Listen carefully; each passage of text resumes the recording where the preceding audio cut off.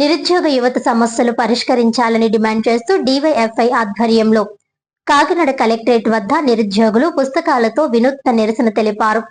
నిరుద్యోగుల సమస్యల పరిష్కరించకపోతే జూలై 30న చలో విజయవాడ కార్యక్రమాన్ని ముట్టడించడం జరుగుతుందని భారత ప్రజాతంత్ర యువజన సమైక్య రాష్ట్ర కార్యదర్శి జి రామన్న పేర్కొన్నారు. డివైఎఫ్ఐ ఆధ్వర్యంలో మంగళవారం కాకినాడ కలెక్టరేట్ వద్ద నిరుద్యోగులు పుస్తకాలతో వినూత్న నిరసన తెలిపారు. ఈ సందర్భంగా ఆయన మాట్లాడుతూ ఢిల్లీలోని యువత చేసిన నిరసనకు కేంద్ర ప్రభుత్వం దిగివచ్చిందన్నారు. అదే విధంగా రాష్ట్రంలోని నిరుద్యోగుల సమస్యలను పరిష్కరించకపోతే ఢిల్లీలో జరిగిన సంఘటన రాష్ట్రంలో జరుగుతుందన్నారు. కూటమి ప్రభుత్వం బాబు వస్తే జాబ్ గ్యారంటీ అని చెప్పి నిరుద్యోగులను మోసం చేశారని మండిపడ్డారు. ఎన్నికల ముందు జాబ్ క్యాలెండర్ ఇస్తామని హామీ ఇచ్చి 2 సంవత్సరాల తర్వాత జాబ్ లాస్ క్యాలెండర్ విడుదల చేయడం అన్యాయమని అన్నారు. 19,000 పోస్టులు ఖాళీగా ఉన్నాయని సాక్షాత్తు ఓ మంత్రి స్వయంగా ప్రకటించారని, ఇప్పుడేమో జాబ్ క్యాలెండర్ లో 2,500 పోస్టులు చూపడం అన్యాయమని అన్నారు. డివైఎఫ్ఐ జిల్లా కలెక్టర్ హరీంద్రరావు ప్రసాద్ మాట్లాడుతూ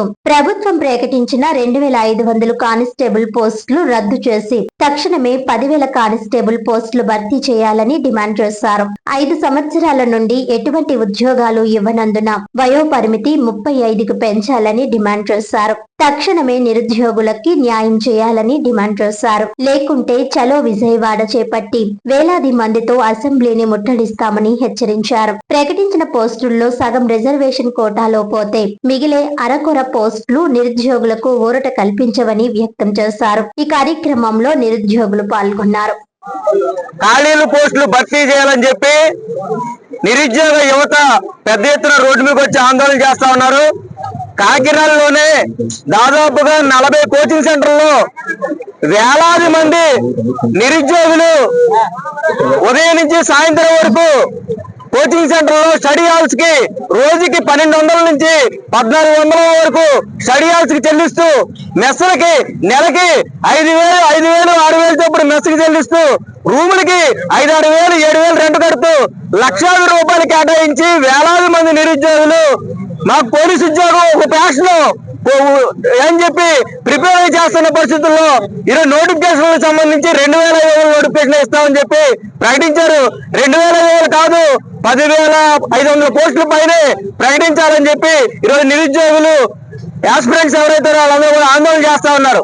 ఇప్పటికే ఒక దఫా ఆందోళన చేసి కలెక్టర్ గారికి అన్ని జిల్లాల్లో దాదాపుగా అన్ని జిల్లాల్లో లెటర్లు ఇవ్వడం జరిగింది. ఈ రోజు వినూత్నంగా మేము చదవడానికి అర్హులు, డిగ్రీ క్వాలిఫికేషన్ అయిన వాళ్ళు మేము చదువుకోగలం, మాకు చదవడానికి అవకాశం ఉంది, ఉద్యోగాలు ఇస్తే చేయడానికి సిద్ధంగా ఉన్నామని చెప్పి ఒక వినూత్నంగా నిరసన తెలియజేయడం కోసం కలెక్టర్ దగ్గర వినూత్నంగా నిరసన తెలియజేస్తున్నాం.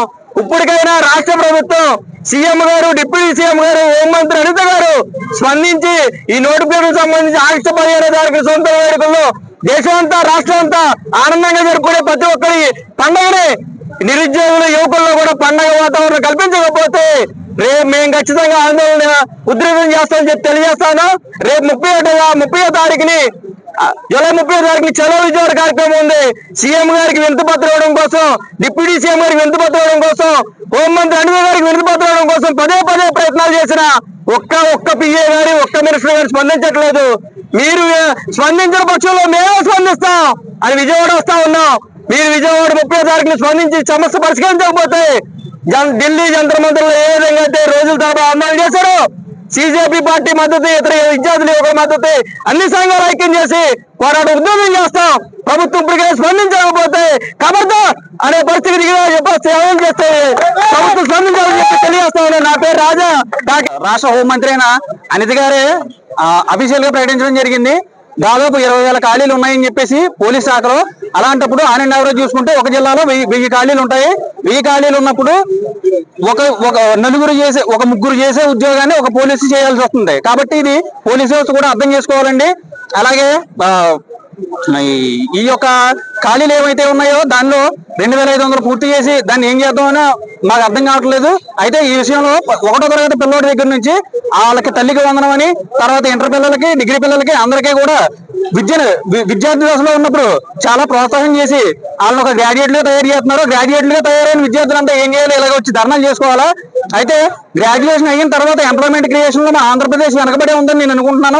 కన్ఫర్మ్ గా వెనకబడే ఉంది. ఎందుకంటే 20,000 ఖాళీలు ఉన్నప్పుడు అందులో ఒక 10% మాత్రమే ఒక 2,500 పోస్టులు తీయడం అన్నది ఎవరికి సరిపోతాయని మేము అనుకుంటున్నాం. ఒక సంవత్సరంలో అనేక వేల మంది గ్రాడ్యుయేట్లు తయారై బయటకు వస్తున్నారు. అనేక వందల ఇన్స్టిట్యూట్లలో అనేక లక్షల మంది ఇప్పుడు ఫర్ ఎగ్జాంపుల్ ఈ నోటిఫికేషన్ లోనే మీరు రేపు అప్లికేషన్ చూసుకున్నట్లయితే ఈ 2,500 పోస్టులకే ఖచ్చితంగా 8 లక్షల పైన అప్లికేషన్లు వస్తాయి. Constable only. ఎస్ఐ అప్లికేషన్ లో డిగ్రీ గ్రాడ్యుయేట్లు 5-6 లక్షల పైనగా అప్లికేషన్లు వస్తాయి. అందులో చూసుకుంటే ఈ 2,500 పోస్టులు ఎంత శాతం వస్తాయి? ఒకసారి గవర్నమెంట్ ప్రాక్టికల్ గా ఆలోచించాలి. 24 గంటలు డ్యూటీ చేసేది టీచర్లను మాత్రం మెగా డిఎస్సీ తీస్తున్నారంటే నేను విమర్శించట్లేదు, మెగా డిఎస్సీ తీస్తున్నారు. కానీ maximum parents private schools prefer చేస్తున్నారు. అంటే నా ఉద్దేశంలో ఒక అవసరం పోల్చుకుంటే టీచర్ అవసరం కన్నా పోలీస్ అవసరం చాలా చాలా ఎక్కువ ఉంది. అలాంటప్పుడు పోలీస్ వ్యవస్థ మీద ఒత్తిడి తగ్గాలన్నా ఒత్తిడి తగ్గాలంటే కన్ఫర్మ్ గా ఈ పోలీస్ రిక్రూట్మెంట్ ఎక్కువగా తీయాలండి. దయచేసి మా అభ్యర్థిని అర్థం చేసుకుని అన్ని జిల్లాల్లో ఉన్న మా అభ్యర్థులను మీరు స్వీకరించి ఈసారి ఖచ్చితంగా 2,500 కాదు 10,000 పోస్టులు భర్తీ చేసి మా అందరికీ న్యాయం చేకూర్చాలని మేము కోరుకుంటున్నాం. ఎందుకంటే నోటిఫికేషన్ వచ్చి కూడా 4 సంవత్సరాలు అవుతుంది.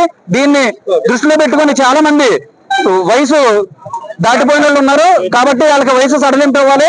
35 సంవత్సరాల వయసు ఎలిజిబిలిటీ ఇవ్వాలి. 10,000 పోస్టులు భర్తీ చేయాలని చెప్పి మా నిరుద్యోగుల తరఫున మేము మీడియా సోదరులందరూ కూడా నమస్కారాలు.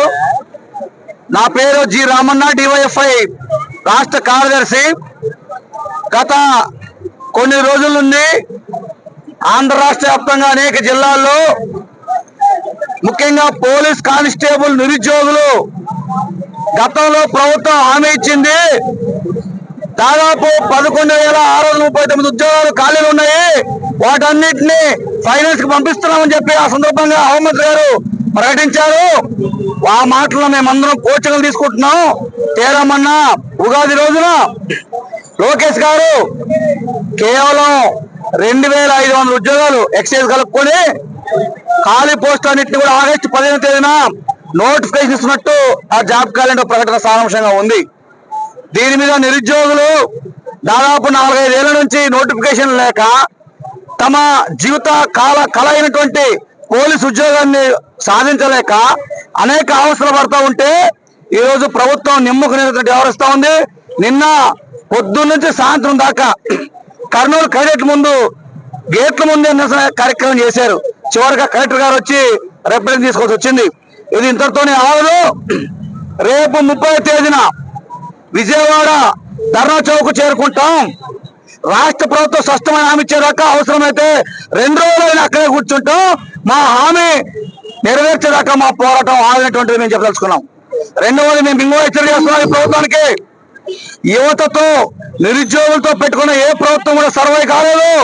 అది రీసెంట్ గా ఢిల్లీ గట్రా మీకు చాలా స్పష్టంగా చెప్తుంది.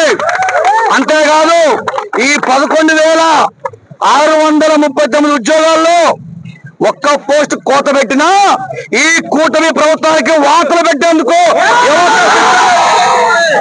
ఈ సందర్భంగా తెలియజేస్తున్నాము.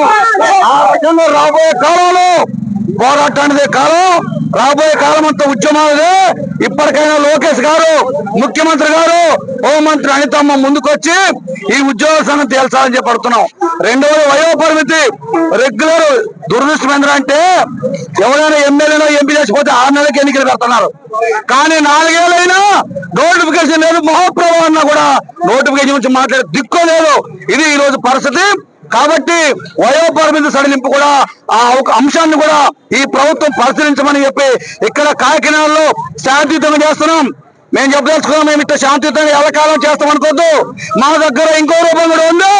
ఆందోళన చేస్తాం, ఆందోళన తీవ్రతరం చేస్తామని చెప్పి చేస్తున్నాం. 30వ తేదీలోగా కనుక పాట రాకపోతే మాత్రం విజయవాడ నగరాన్ని దిగ్బంధం చేస్తాం నిరుద్యోగులతో అని చెప్పి ఈ సందర్భంగా తెలియజేస్తూ మా డిమాండ్లను సమస్యలను పరిష్కారం చేయని చెప్పి సందర్భంగా తెలియజేస్తున్నాను.